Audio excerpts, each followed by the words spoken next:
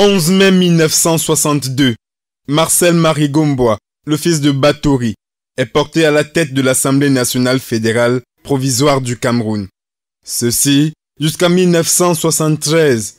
Il aura conduit l'installation de l'Assemblée fédérale au nouveau palais des Verts de Ngouaikele en 1965. Ce natif de Batory, dans le département de l'Acadie actuel, est entré à l'Assemblée nationale en 1952. C'est fort de cette expérience de 10 années au sein de l'Assemblée nationale qu'il est porté au poste de président de l'Assemblée nationale fédérale provisoire en 1962, puis en 1964 dans le cadre de l'Assemblée nationale fédérale cette fois-là, et puis en 1970. En 1973, après l'avènement de l'État unitaire, Solomon Tandem Mouna prend les commandes de l'Assemblée nationale, originaire du Nord-Ouest et haut dignitaire de la zone anglophone. Quand, en 1973, est instituée une Assemblée nationale, eh bien, Solomon Tandem Mouna garde l'identité de la seconde autorité en devenant président de l'Assemblée nationale.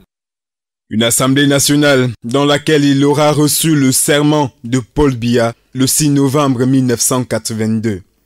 En 1988, Solomon Tandem Mouna est remplacé par Lawrence Foncachan, lui aussi du Nord-Ouest, et qui vivra les premières heures de la mouvance pluraliste et multipartiste des années 1990 avec une opposition faisant feu de tout bois à l'hémicycle de Ngouaikele. Quand, en 1992, arrive au perchoir le très honorable Kavaye Yege Djibril, fils de Mada près de Tokombéré, à l'extrême nord Cameroun, est réélu ce 18 mars 2021 à 81 ans. Celui qui rassemblait, qui avait un ensemble d'atouts qui jouaient en sa faveur, l'expérience parlementaire notamment, était Kavaye Yege Djibril, qui entre 1973 et 1978 a officié comme questeur à l'Assemblée nationale. Entre-temps, en 2013, le Parlement camerounais a vu naître sa chambre haute, le Sénat. Un Sénat qui aura pour président Marcel Nyat Ndjifendi, ancien directeur général de la SONEL pendant 28 ans et ancien député maire de Banganté. Lui également réélu ce 18 mars à 86 ans. Qui a la particularité d'avoir été directeur général de la Société camerounaise de l'électricité, premier vice-premier ministre, ministre des Mines et député et maire de la commune de Banganté. Donc c'est dire que c'est une personnalité suffisamment aguerrie aux questions administratives et parlementaires qui est choisie. Le Sénat reste aux mains d'un originaire de la région de l'Ouest Cameroun, que je nomme Nyat Ndjifendi Marcel. Des hommes forts qui ont conduit et continuent de présider aux destinées de ce Parlement du Cameroun qui assure le contrôle de l'action gouvernementale et le vote des lois.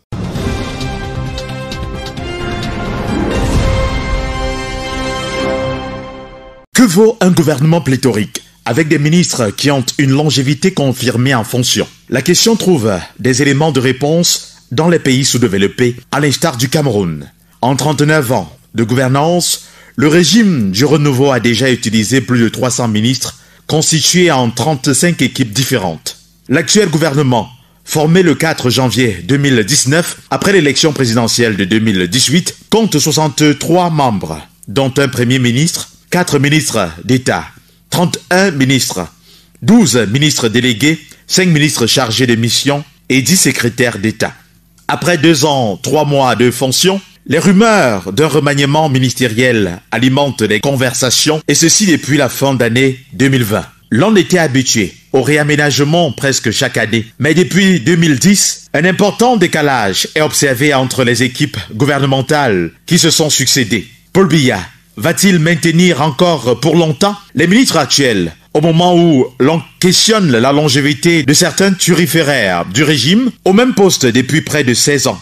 C'est le cas de Luc Magloire Baga Tangana, actuel ministre du Commerce, en poste depuis le 8 décembre 2004. Jacques Famdongo, ministre d'État, ministre des Enseignements supérieurs depuis 2004. Laurent Esso, déjà plus de 28 années passées au gouvernement, est l'actuel ministre d'État, ministre de la Justice, garde des Sceaux. Bello Bouba Margari, premier ministre de Paul Biya en 82, toujours dans le gouvernement, est ministre d'État et actuel ministre du Tourisme et des Loisirs. Pour ne citer que cela, autant d'années à occuper de hautes fonctions dans l'administration pour un bilan peu satisfaisant.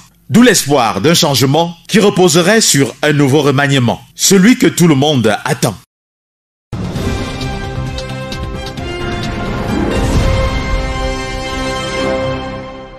Comme annoncé, le gouvernement camerounais vient de recevoir 200 000 doses du vaccin Sinopharm. Par cet acte, le premier ministre chef du gouvernement met fin à la polémique autour du vaccin britannique AstraZeneca, initialement sollicité et qui avait fait l'objet de plusieurs contestations au point de faire changer d'avis au ministre de la Santé publique qui, dans la précipitation, avait annoncé l'arrivée imminente de 1,7 million de doses de ce vaccin rejeté par plusieurs pays en Europe pour des graves complications sanitaires enregistrées à la suite de son injection. Les 200 000 premières doses du Sinopharm, réceptionnées dimanche dernier, est une aide de la République populaire de Chine, selon les autorités camerounaises. Ce vaccin, déjà accepté par plus d'une soixantaine de pays, ne fait toujours pas l'unanimité au Cameroun, où tout le monde n'est pas prêt à se faire vacciner. Ce qu'on appelle même Covid, là même moi je n'arrive pas à comprendre. Si ce n'est que la grippe là que les Blancs voulaient nous amener dans le système pour manger l'argent, bon moi je sais que c'est la grippe pour tout le reste, parce que la grippe ça existait depuis lors. Donc ce n'est pas aujourd'hui qu'on va transformer, que ce soit grippe aviaire ou bien Corona ou bien Covid, tout ça pour nous embrouiller. Moi ça ne peut pas. Je ne suis pas d'accord pour me faire vacciner. Pourquoi? Parce que déjà moi d'une manière personnelle, pour moi le virus n'existe pas au Cameroun. C'est juste une façon d'arnaquer les gens. En attendant l'arrivée du prochain stock, le 17 avril, le personnel de santé constitue la priorité dans l'ordre de vaccination selon les prévisions du Conseil scientifique des urgences de santé publique. Et pour le bon déroulement de l'opération sur le terrain, le ministère de la Santé publique et ses organes annexes se déploient depuis le début de la semaine dans les régions fortement affectées par la pandémie du coronavirus.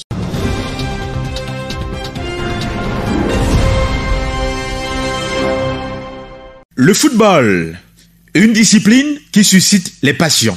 En Afrique, l'émotion démesurée pour la Ligue des Champions et autres rencontres opposant des clubs de football européens est perceptible les jours de match. À la question de savoir pourquoi un tel intérêt pour le football étranger, la réponse saute à l'œil. Le football local souffre de la désunion du public qui trouve son championnat très amateur et peu médiatisé. De plus, l'absence de véritables sponsors pour redonner vie à ce sport roi, fragilisé ces dernières années par des conflits d'intérêts au sein de son instance dirigeante. Le nouvel ingrédient qui constitue la valeur ajoutée à ce championnat européen, déjà bien structuré, est le pari foot. L'orchestration est bien huilée. À côté de la simple passion pour le beau jeu, l'on peut désormais se faire beaucoup d'argent en étant un simple spectateur, de quoi amplifier cet engouement autour du ballon rond. Dans tous les cas, le football rassemble beaucoup plus qu'il ne divise. Peu importe nos divergences de passion, ce sport, au-delà de l'activité professionnelle, permet de se délecter et oublier par moments le stress.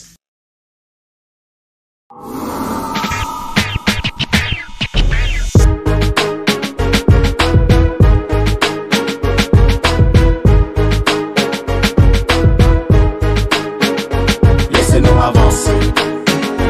Laissez-nous avancer. Laissez-nous avancer. Laissez-nous avancer. Quand on sort une œuvre que le public plébiscite, que la crème de la chanson félicite, comment oses-tu douter quant à sa réussite? Même Dieu et le diable ont fredonné le mythique. Vos mauvaises langues ne prophétisent rien de bon. À force de nous haïr, vous finirez toujours second. Le génie est défini en forme, sous le signe d'un son énorme et protéiforme. On n'est pas obligé de s'amouracher l'un l'autre pour reconnaître la valeur d'un travail bien fait. L'objectivité devrait prévaloir sur le ressentiment, mais tu me diras c'est de l'art. Si tu n'aimes pas, passe ton chemin. Si tu n'aimes pas, n'achète pas pour rien. Les choses transcendent toute personne. Pourquoi déblatérer sur ma magie de ré mi fa sol? Je sais par expérience quand c'est bon ça fait jaser. Tout le monde dit au quartier c'est le petit sorcier. De sa musique qui marche franchement on en a assez. Excès de succès à ce laissez-nous avancer. Laissez-nous avancer. Laissez-nous avancer. Laissez-nous avancer. Laissez-nous avancer.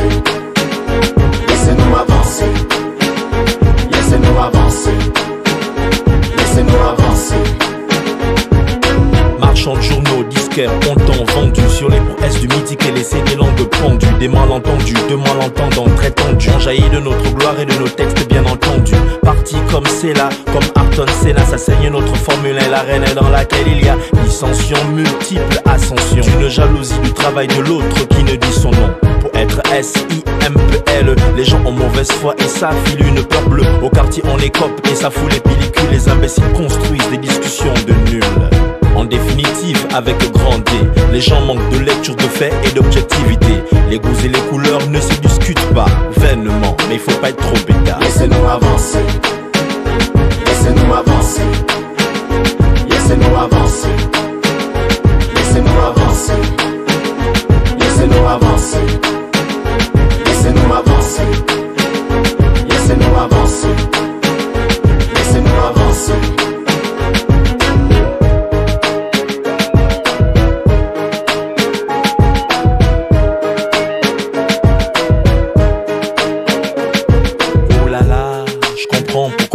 On fait flipper vos femmes à table à midi quand elles mangent. Regarde-toi Magenta sans forcer, tu crées des hits qui révolutionnent le rap et son industrie. Assassin, tu assassines le rap, te dis merci. Tu as des belles vidéos et les belles femmes t'apprécient. Tu oublies un peu trop vite ton histoire de petit colis qui fait que toutes les filles veulent visiter ton lit. C'est vrai, tu as trop raison. Les femmes adorent ce truc, elles ont des démangeaisons. Et quand tu poses, quand tu rappes, c'est du sérieux. C'est du texte, c'est du style et c'est furieux. Et tes musiques, l'effet de tes musiques donne des mots de tête à tout le public. Ok, à cette flatterie, tant mieux si ça nous sert. On essaie d'être humble et faire ce qu'on a fait. Laissez-nous avancer. Laissez-nous avancer. Laissez-nous avancer. Laissez-nous avancer. Laissez-nous avancer.